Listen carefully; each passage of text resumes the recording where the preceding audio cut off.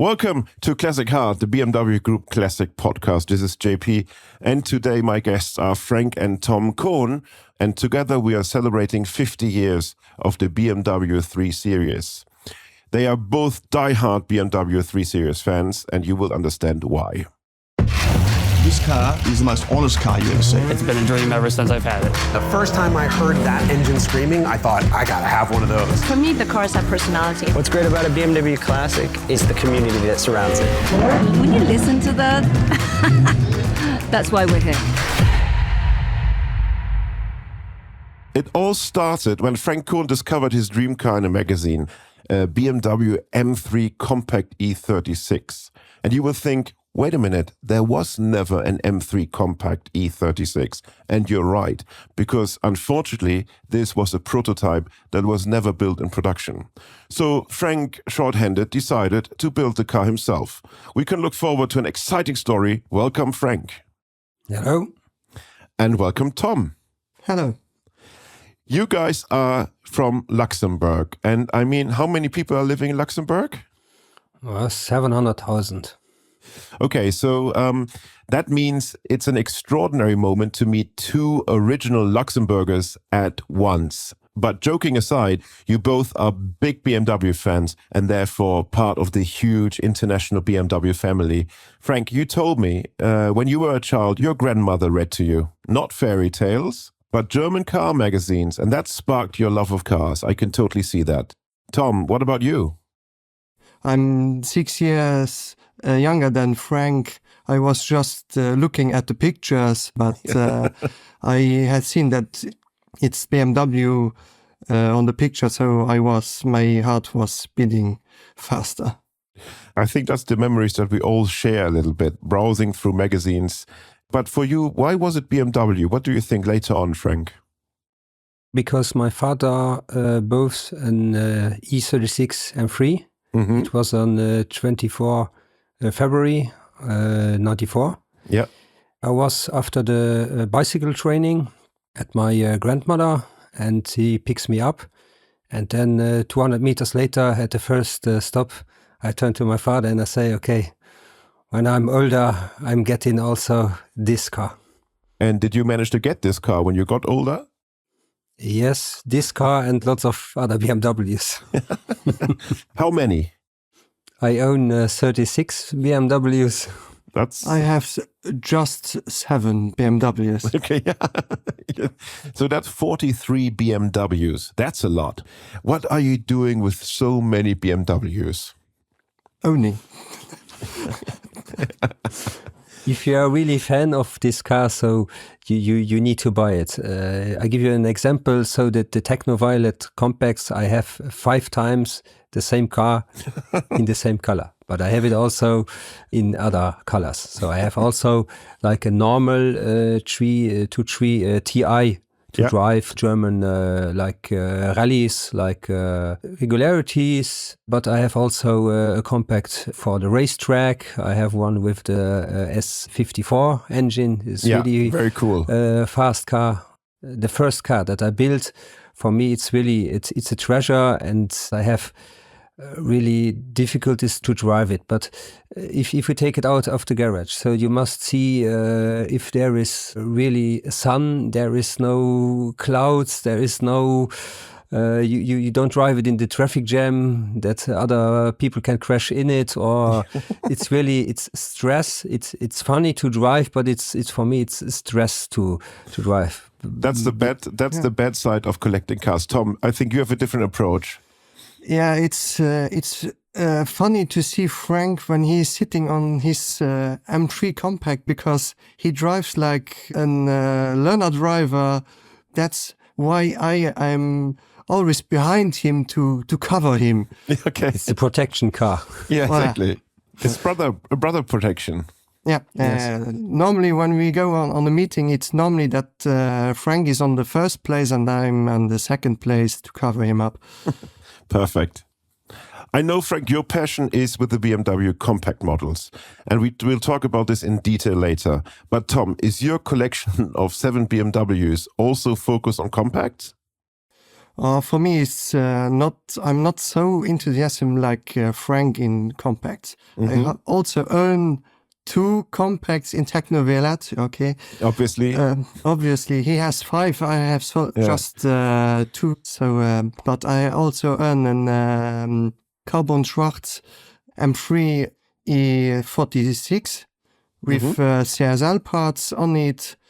So I'm very cool. I'm choosing my cars now to achieve my dream to have all M3. So the M3 Touring would be a good car in the collection.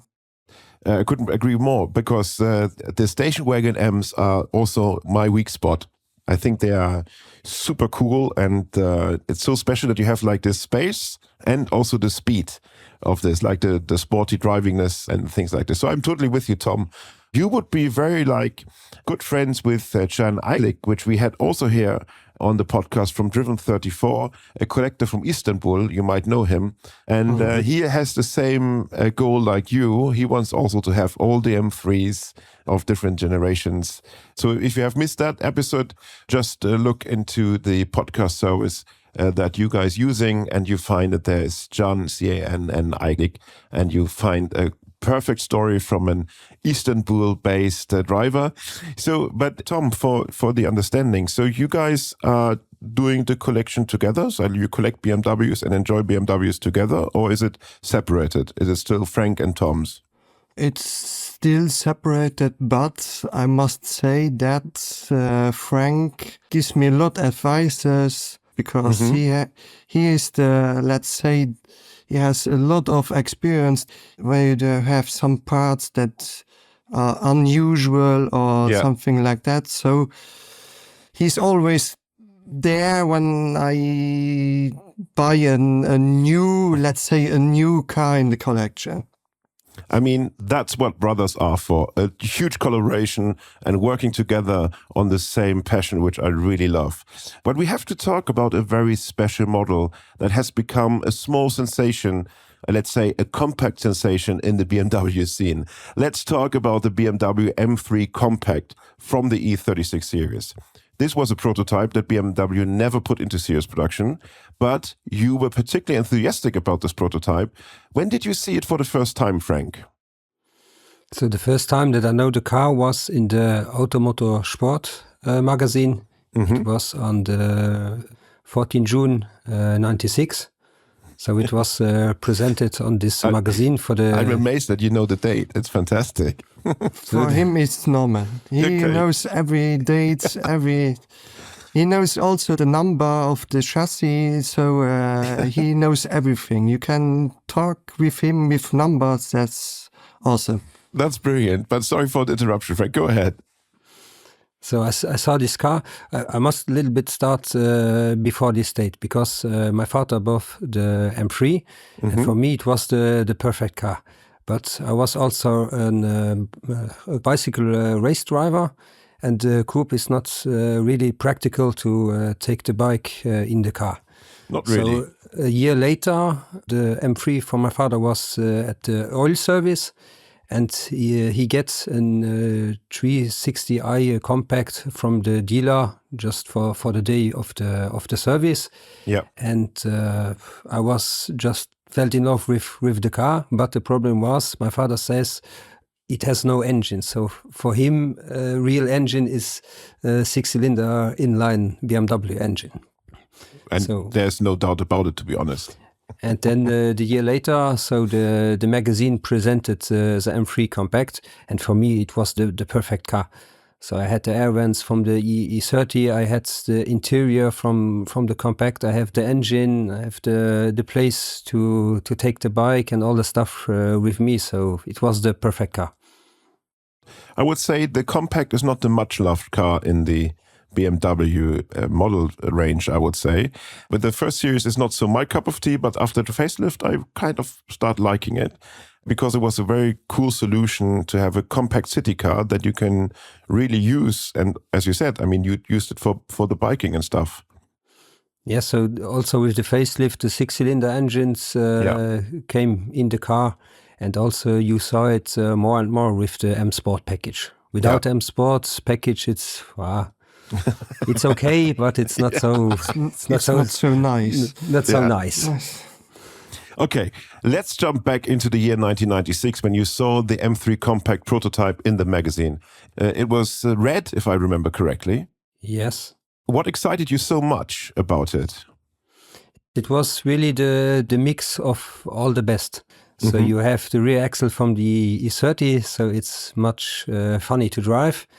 You have the space. It's more aerodynamic as the coupe. So for me, it was the perfect car. But it was I was not able to buy it. First of all, I had no driving license. The driving license came at 2001. And also the money was a big problem. But I wrote a letter to BMW. I was 13 years old, and I wrote a letter to BMW with the request that they build the car. Did you ever receive an answer? No. No. I mean, that's a shame, because I think like things like this, if a 13-year-old boy writes to a company, please, I'm in love with this car. I saw it in the Automotive Sport magazine. I think it was not on the cover. It was just in the magazine. It was the name Der kurze Prozess, if I remember correctly. Yes. Which means short trial. It's a word game for those who are not familiar with German, which means you make a quick decision, and it's just a word game because the car obviously is very compact and short. So coming back to the letter, do you remember what you wrote in that letter exactly? And did you write it in German? I wrote it in German, yes. I was the same year that the car was appearing in the magazine. I was also at the IAA at Frankfurt. And at the BMW dealer, I also demand each seller or each presenter, where is the car? Where can my father buy the car? And yes. Yeah, you were very consistent in that one. I mean, Tom, you were 6 years younger at that time. I was too young to write something to BMW company, so that was the fault of Frank. He was doing that stuff, and years later, his dream to see the car was also in my heart, because when you have a brother who tells you 1,000 times of this, it would be one time that you also think about it to own also a car like this. Yeah. It's infectious. Yeah. Absolutely. Surely. And I mean, and we come to that point where this also become reality for both of you, which is also a lovely fact of the whole story of your M3 Compact. But I think we're not there yet. So the next step was, Frank, you were not successful in getting BMW to build the M3 Compact. But your interest, after also having a driving license, was also to jump into owning a BMW as you did. And I think the first car was? The first car was also BMW. It was the E30 320i. Yes. It was a four-door. Yeah. In Diamantschwarz. Yeah. So you stuck with the 3 Series, and then you fell for another BMW model, another childhood dream, correct? I was at school at gymnasium, and just in front of the school, you find a BMW dealer.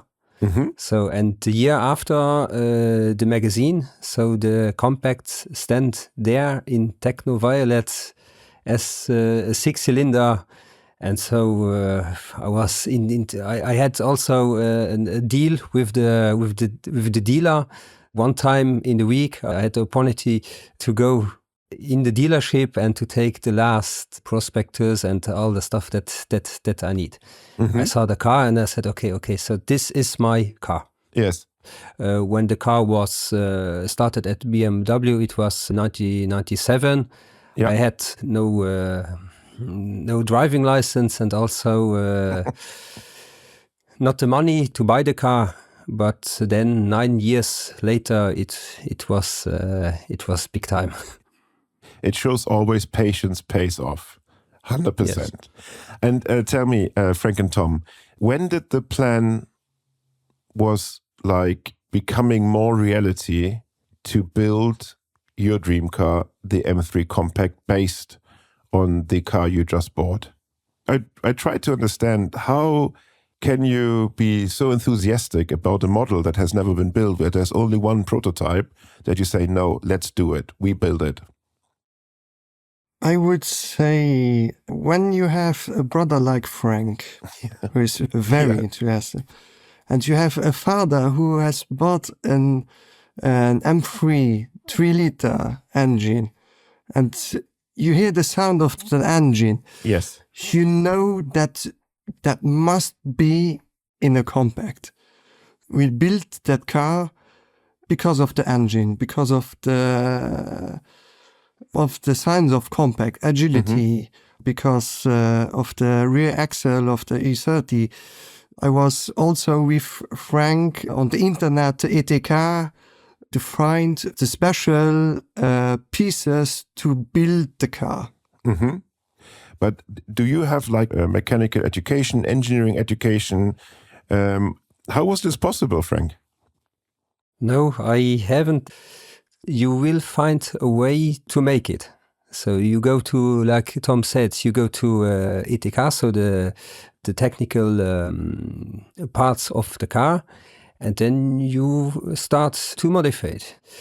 You will see, okay, so I need the brakes, I need the brake pads, but you will realize that you cannot fix it one-to-one. You must take other parts to fix it. It's the same thing with the gearbox, with the crankshaft, with the exhaust. You have some parts that you can take from the normal coupe or sedan. Yeah. But you have lots of problems that you must solve to build the car that it also drives.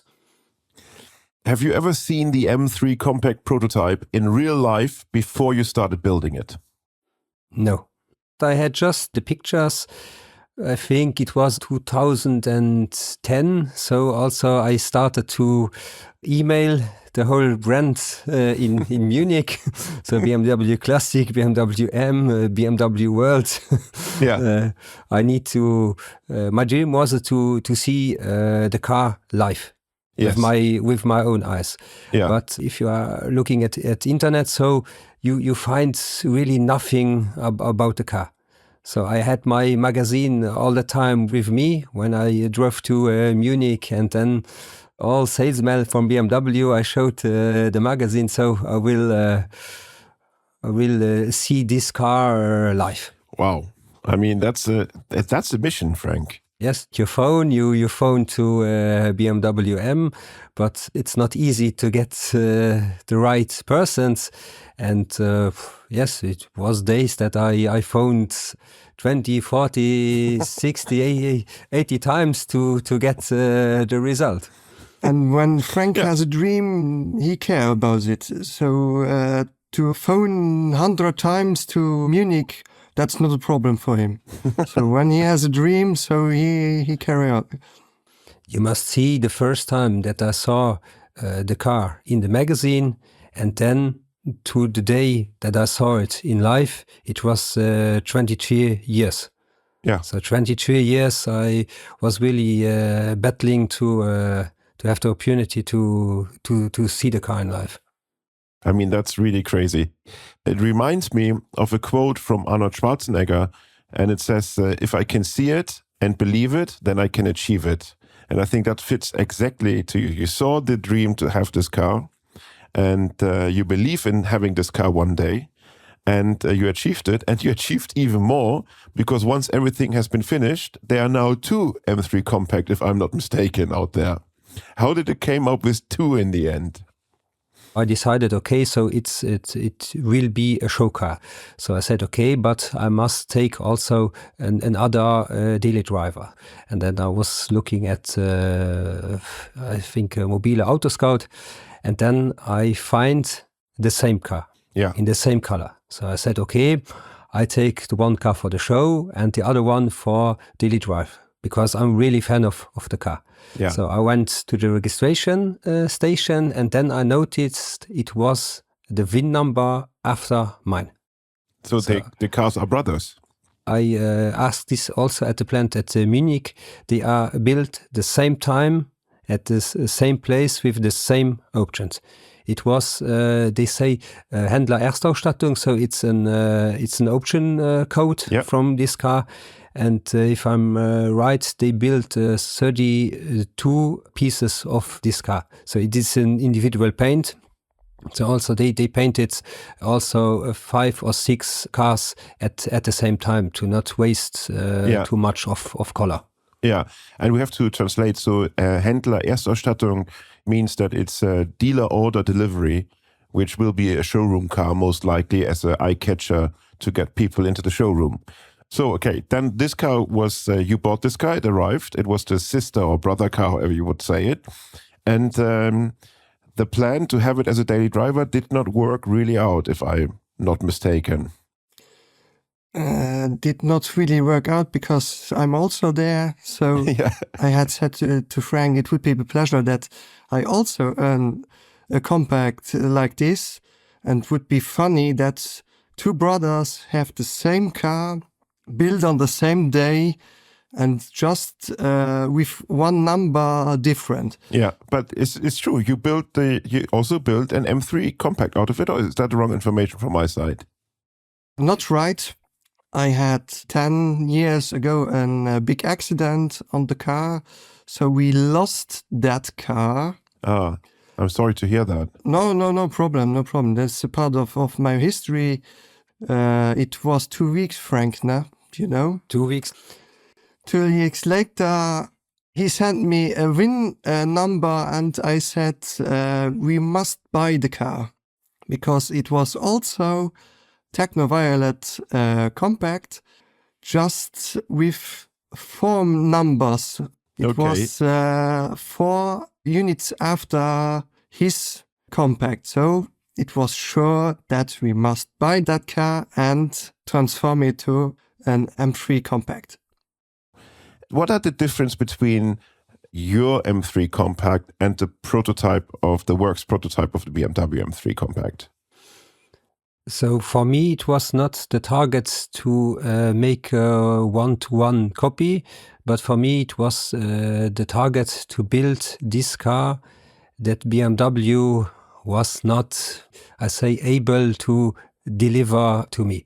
So the original had like a 5-speed gearbox, but I absolutely wanted the 6-speed gearbox. Mm-hmm. It is really approach to the original, but in some little points it's more, I say, more individual.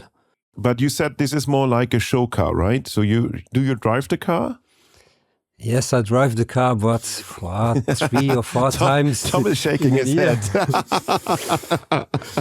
So we have in Luxembourg, we must go to the technical control. We must go every year.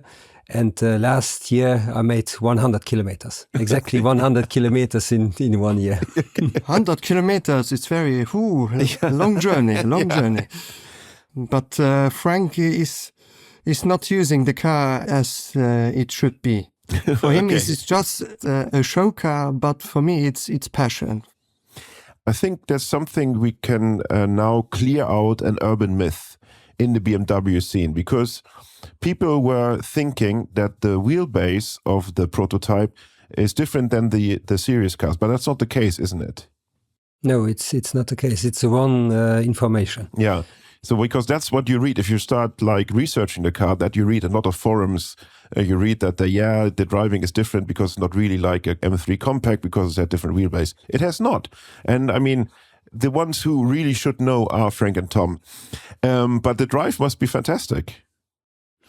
Yes, the drive is fantastic. You have the rear axle from the Z3M. So you have not so much grip at the rear axle as at the front axle. Yeah, it's not easy to drive, but it's more funny to drive. And last question around this topic, because we extensively spoke about, but I think it's so amazing from the early beginnings to the result, like having the car on wheels in reality, drivable and road legal. What were the reactions of other BMW enthusiasts? after the meeting at BMW M in 2019 and 2021 at BMW Classic. We had also a meeting where we had our two cars in front of the original prototype.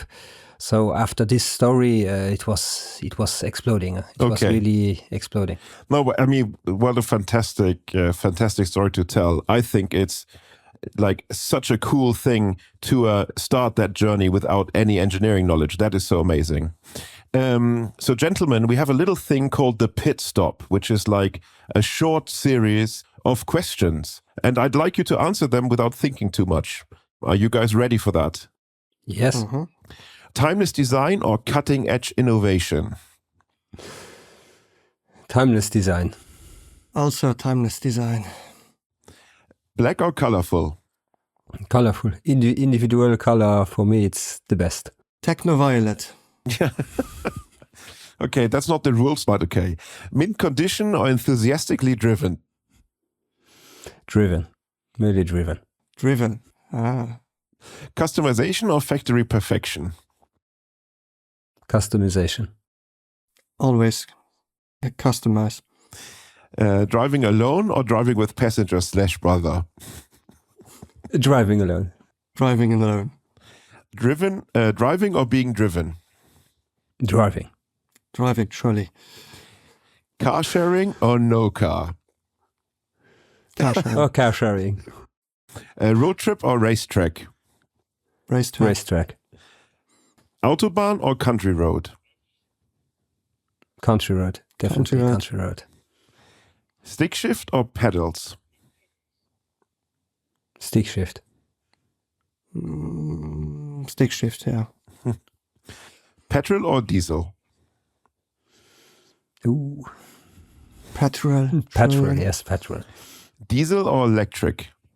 Diesel. Diesel. Electric or no car? No car. No car. Buy at auction or at a dealership? At auction, it's not possible at the dealership. Dealership. Sell or keep? Keep. Classic road trip playlist or just the sound of the engine? Sound of the engine. Sound of the engine, yes. That's it. Thank you very much. You know, the pit stop really shows you guys are brothers. You gave the same answers to all but one question.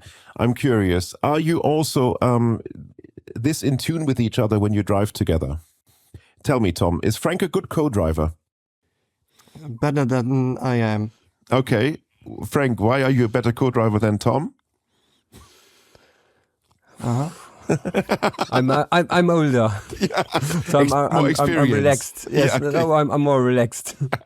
I'm a very bad co-driver because if we go on the racetrack and I'm sitting next to Frank, I also have fear. He can drive, I know that, but he drives too fast. Yeah. Maybe it comes from cycling. You both racing bikes, and speaking of speed, I mean, the speed is crazy you guys doing on the bicycle. That's normal. Yes, that's normal. Also, the distance between the bikes at the race, you have 5 centimeters to the next wheel, and you drive like 80 kilometers per hour. 110 kilometers with on the descent. But how do you keep it stable? I mean, the thin tires. Don't think about it. it. Okay. But do you see some things that are similar in the love for being quick on the bicycle and driving sporty cars? For me, it's not really the feeling of speed. For me, it's the precision that the car drives. Mm-hmm. So if you have a car like a BMW M car, you drive this car. It's a really precision car. So you want to brake at this point there, and you want to take the corner like this. So with an BMW M, especially an M car, you can realize this. So for me, it's the precision drive of the car. Gotcha. And also the sound. And what are your plans for this year?